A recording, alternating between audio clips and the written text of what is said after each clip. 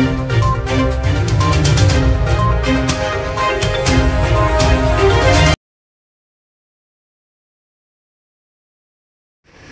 afternoon, everybody. Today we are conducting the press conference on demands and grievances of employees of Quli Qutub Shah Urban Development Authority.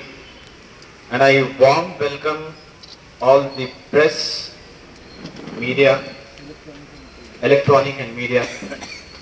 And I would like to thank the sitting on the dais, the President, Honorable President Sayyid Shamshad Qadri साहब, जो कि national president है all India minority welfare association के, और Quli Qutub Shah urban development authority union employees के जो president है बहादुर खान साहब, उनका भी मैं वेलकम करता हूं।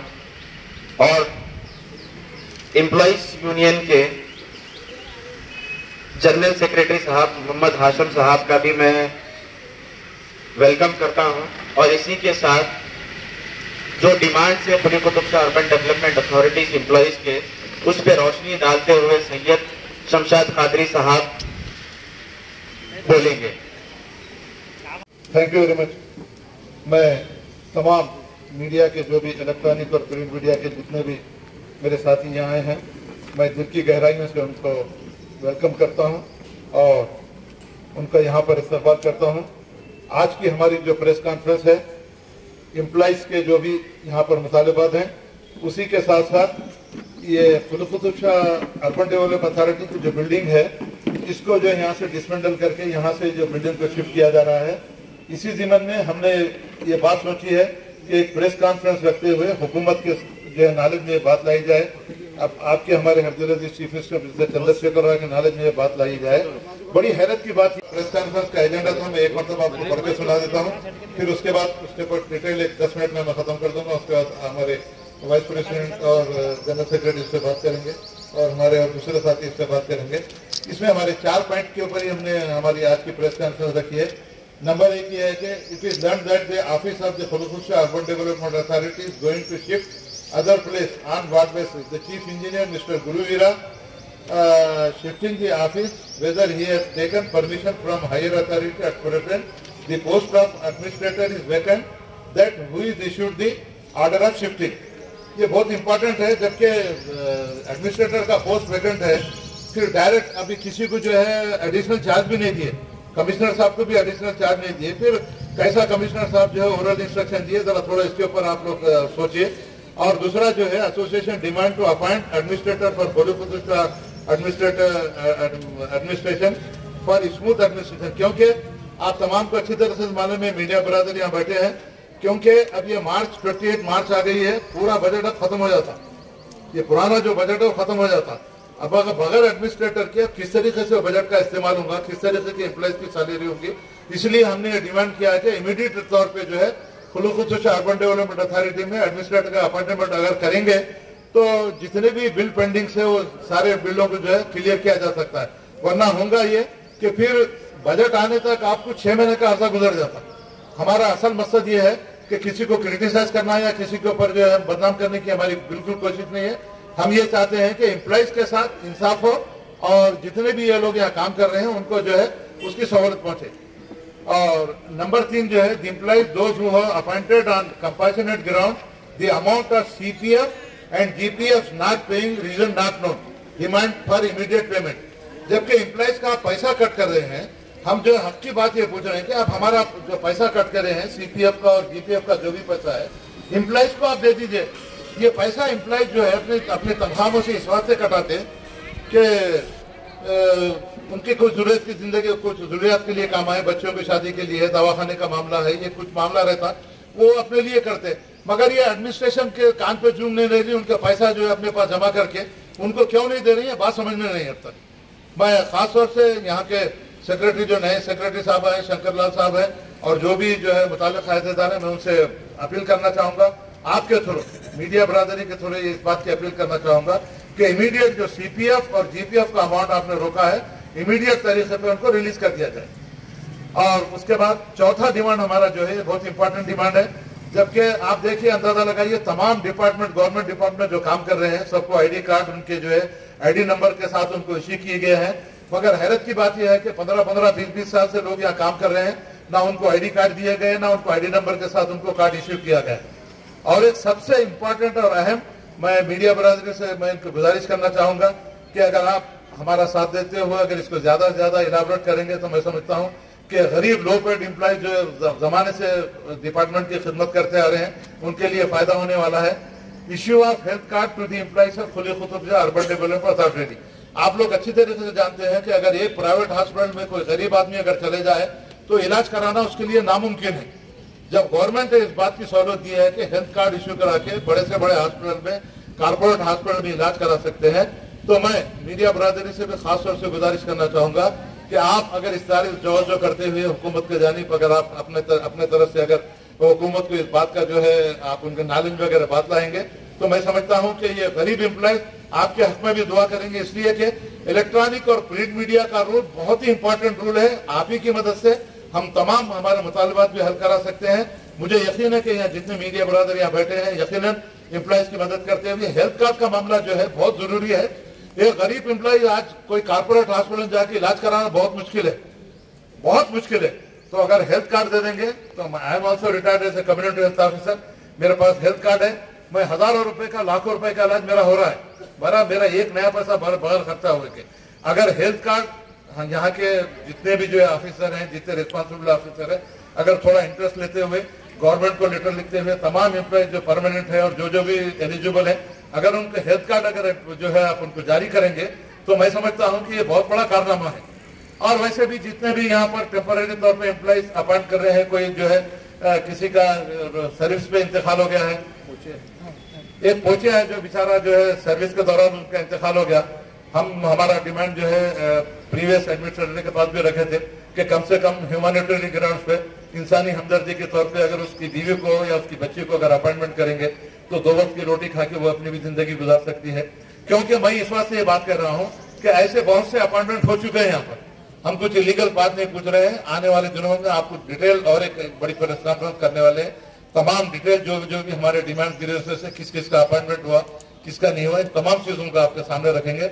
मैं एक मरतबा फिर एक बात कहना चाहूंगा कि हम किसी ऑफिसर के खिलाफ नहीं है, सिर्फ हमारे डिमांड्स, हमारे हुकूक हासिल करने के लिए प्रेस कॉन्फ्रेंस रखे हैं ताकि हुकूमत के नॉलेज में बात जाए, आपके हमारे हर्जुल अजीज चीफ मिनिस्टर चंद्रशेखर राव के नॉलेज में बात जाए, म्यूनिसिपल एडमिनिस्ट्रेटर मिस्टर नौजवान खैर मिस्टर केटीआर के नॉलेज में अगर ये बात जाएंगे तो यकीनन मैं समझता हूं कि केटीआर आजकल बड़े अच्छे काम कर रहे हैं, तो ये आप ही के अंडर में आते हैं ये लोग। अगर आप थोड़ी दिलचस्पी लेते हुए मुलाजिमीन के जो भी मुतालबात है अगर आप पूरे करेंगे तो मैं समझता हूं कि आने वाले दिनों में आपका जो है आपकी कारकर्दगी जो होगी।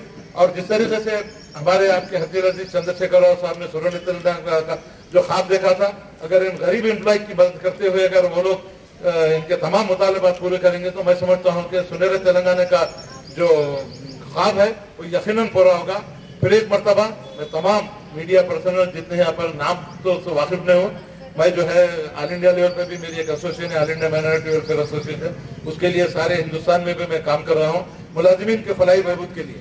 तो उसी तरीके से यहाँ पर हाशिम साहब और बहादुर साहब और सिद्धप्पा साहब, इन लोगों ने मुझसे रिक्वेस्ट की थी कि आइए साहब आप हमारी एसोसिएशन में काम कीजिए। तो मैंने भी सोचा कि क्यों ना इन गरीब मुलाजिमीन की मैं अगर कुछ इनके लिए मदद करके इनकी कुछ मदद कर सकूंगा या इनको हेल्थ कार्ड दिला सकूंगा या इनको टाइम स्केल दिला सकूंगा।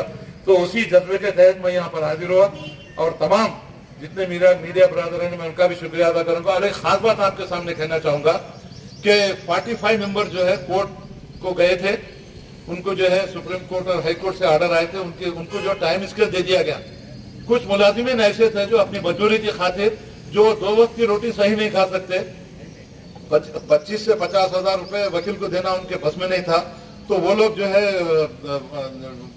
दायर से रुजू नहीं हो सके थे, वो लोग जो कोर्ट को नहीं जा सके थे। तो ऐसे मैं समझता हूँ 15-20 ऐसे कुछ एम्प्लॉइज है जिसको टाइम स्केल नहीं मिला है। तो मैं हुकूमत से भी और तमाम मीडिया ब्रदर से बात कहूंगा कि उनको भी जितने मुलाजिमीन को जो टाइम स्केल मिल चुका दिसंबर में मिला है, कोशिश करके उनको दिसंबर में टाइम स्केल दिलाए हैं। मैं समझता हूँ 36 एम्प्लॉइज कुछ है, 36 एम्प्लॉइज को टाइम स्केल मिला है। बाद में 10-12 और ऐसे एम्प्लॉइज है जिसको टाइम स्केल नहीं मिला है। तो मैं हुकूमत से, खुसूस तौर से चंद्रशेखर राव साहब से और यहाँ के सेक्रेटरी और मुताल्लिक़ अहदेदार और अरविंद कुमार साहब जो प्रिंसिपल सेक्रेटरी इस डिपार्टमेंट के हैं, उनसे मैं खुसूसी तौर पे हमारे मीडिया बिरादरी से कहूंगा कि ये बात नोट कीजिए कि अरविंद कुमार साहब अगर चाहें तो इन लोगों के भी जो मुलाजिमीन जो कोर्ट को नहीं जा सके, जिनको पैसे नहीं थे, जिनकी मजबूरी थी, ऐसे लोगों को भी अगर टाइम स्किल दे दिया जाए तो मैं समझता हूँ कि आने वाला दिन चंद्रशेखर राव साहब को सुनने साल में याद करेगा। जो रिप्रेजेंटेशन है गवर्नमेंट तक अगर आप पहुंचाएंगे तो आउटसोर्सिंग में जो 20 साल से जो लोग काम कर रहे हैं, अगर इनको भी टाइम स्केल का जो दिया जाएगा और टाइम स्केल के साथ साथ जो भी जो बेनिफिट्स हैं टाइम स्केल जिसको दिया गया है, उन तमाम बेनिफिट्स को अगर दिया जाएगा तो मैं समझता हूं कि एम्प्लॉयज आपके हक में दुआ करेंगे। और कम से कम इस महंगाई के दौर में तनख्वाह अगर थोड़ी बहुत भी बढ़ेगी तो अब इस वक्त जो है 19,000 बेसिक के ऊपर 23,000 से 27,000 they are getting salary as a time scale. तो मतलब यह है कि आप अंदाजा लगाइए 27,000 में 27,000 से अगर उनको 20 से 25, 30,000, 40,000 में मिलेंगे। घर का किराया है, बच्चों की तालीम है, उससे हट के भी बहुत से जरूरियात जिंदगी है। महंगाई इतनी बढ़ चुकी है कि लोग हर तरीके से परेशान हाल है। बहरकत मैं तमाम मीडिया बरादरी का फिर एक मरतबा दिल की गहराई से शुक्रिया अदा करता हूँ कि आप आए, इन गरीबों की मदद करने के लिए आप यहाँ बैठे, अपना इंटरेस्ट बताए। मुझे यकीन है कि आप हमारी बात हुकूमत तक जरूर पहुंचाएंगे। खासतौर से लक्ष्मण साहब भी बहुत सीनियर है, आपसे हमारे ताल्लुकात भी हैं। आप तमाम जितने साथी यहाँ बैठे हैं, तो जाफर साहब हैं, मैं नाम से वाकिफ तो नहीं हूँ, मगर आप सब मेरे भाई हैं। और एक की सबसे बड़ी चीज, मैं 75 साल की उम्र में भी इन लोगों की खिदमत करने के लिए आप तमाम के सामने हाजिर हूँ। तो बहरकत मतलब यह है कि उम्र बोलने का मतलब यह है कि मैं घर में बैठना इस बात से नहीं चाहता था कि ये लोग जिस मुसीबत के दौर से अपनी जिंदगी गुजार रहे हैं, अगर मैं इनके लिए कुछ कोशिश करूंगा तो आने वाले दिनों में कुछ एक 4 पैसे इनको अगर तनख्वाह में बढ़ के मिलेंगे तो यकीनन इनको दुआओं से और ज्यादा जिंदा रह के इनकी खिदमत कर सकूंगा। बहरकत बहुत बहुत शुक्रिया, इस उम्मीद के साथ कि आने वाले दिनों में आज की हमारी प्रेस कॉन्फ्रेंस बड़े पैमाने पर सक्सेस होगी और हमारी बात हुकूमत तक यकीनन पहुंचेगी। Thank you very much. अब मैं हमारे एसोसिएशन के वाइस प्रेसिडेंट मिस्टर बहादुर खान साहब से गुजारिश करूंगा अपना ख्याल रखेगा। के लिए पढ़ने के लिए शादियों कैसे जमा करते हैं सर, वो पैसे भी तक उन लोगों को नहीं मिले सर, लोग बहुत प्रॉब्लम में है सर। प्लीज आप लोग हमारे वहाँ से एडमिशन से रिक्वेस्ट कीजिए सर। और सर जितने भी सर आउटसाइडिंग के जो बच्चे हैं सर, उन लोगों के लिए सर रेगुलर के लिए कुछ तनख्वाह बढ़ाने के लिए भी रखे सर, बहुत जने सर वो लोग भी अभी है सर। और सर जी और थोड़े हमारे पास प्रमोशन से थोड़े रुके हुए हैं सर, थोड़ों को दिए प्रमोशन, थोड़े जूनियर स्टूडेंटों को नहीं दिए सर, परमिशन नहीं दिए कि हमारे इससे पहले एडमिशन जाने के टाइम पर उनके पास फाइल रखे तो सर उन्हें बाजू रख दिए सर कि हमारा पुराना सेक्रेटरी साहब उनके पास नहीं रखा है सर। रिक्वेस्ट ये है कि सर उन लोग को जूनियर स्टूडेंट का पोस्ट दीजिए सर, 3 पोस्ट खाली है सर, हमारे पास पोस्ट खाली है सर। और ये डिप्टेशन हमारे स्टाफ की भी और जरूरत है सर। ठीक है सर, आप लोगों का बहुत बहुत शुक्रिया सर, आप लोग हमारे लिए इतना वक्त निकाले सर, आप लोगों का बहुत बहुत शुक्रिया सर। मैं हमारे जनरल सेक्रेटरी मोहम्मद हाशिम से मैं रिक्वेस्ट करता हूँ कि दो अपने ख्यालात है पेश करें। हमारे तमाम प्रेस के लोगों का मैं शुक्रिया अदा करता हूँ जो आज प्रेस मीट के लिए आए हैं। आज का जो प्रेस मीट रखने का मकसद ये है कि यहाँ पर जो खुली Qutub Shah urban development authority कायम की गई थी जी अंजाया के पीरियड में, कांग्रेस के दौर में, जब से ऑफिस यहाँ पर ही मुकीम है, अब यहाँ के स्टाफ को जो उठा के सरदार महल चले जाओ या कहीं दूसरी जगह चले जाओ बोले तो, फूलबाग चले जाओ बोले तो जाएंगे कहाँ? जब अगर यहाँ से चले जाएंगे तो फिर इसका तयफुन कौन देगा कि फिर यहाँ बिल्डिंग बना के कौन देगा? यहाँ पे अगर खुली कुतुब शाह की अगर बिल्डिंग यहाँ बना के अगर यहीं रखे तो मैं आप लोगों का, प्रेस वालों का और गवर्नमेंट का शुक्रिया अदा करूँगा। अब यहाँ पर इतना स्टाफ है, बगैर कोई परमिशन, बगैर कोई आर्डर, बगैर कोई जीओ के, बगैर एडमिनिस्ट्रेटर के, यहाँ के जो ऑफिसर्स हैं ऑफिस को खाली कराने के लिए कोशिश कर रहे हैं। वो आप प्रेस वालों के सामने बोलना इस वास्ते है कि अगर जाएंगे तो जाएंगे कौन, कहाँ जाएंगे, फिर इसकी बिल्डिंग बना के देंगे नहीं देंगे। अगर बिल्डिंग बना के अगर यहाँ पे दे रही तो 3-4 महीने 6 महीने में भी बिल्डिंग बन सकती है। यहाँ पे खुली कुतुब शाह का ऑफिस चेंज रख के यहाँ पर इसका फाउंडेशन डाल के कुछ तयफुन दिए तो हम पूरे ऑफिस का स्टाफ यहाँ से शिफ्ट होने तैयार है। और बगैर एडमिनिस्ट्रेटर के जो यहाँ पे काम हो रहे हैं गैर जिम्मेदाराना। अफसोसनाक बात यह है, ये प्रेस कॉन्फ्रेंस रखने का मतलब ही ये है कि यहाँ पे जो इलीगल एक्टिविटीज हो रही हैं उसको सबके सामने जाहिर करने का है। दूसरी बात क्या है, यहाँ पर कोई एडमिनिस्ट्रेटर भी नहीं है 1.5 महीने से। किसी को अगर परमानेंट या इंचार्ज भी अगर डाल के काम करेंगे तो बहुत यहाँ का स्टाफ भी सही रहेगा, तनख्वाह भी बराबर मिलेगी और यहाँ पे काम सही होगा।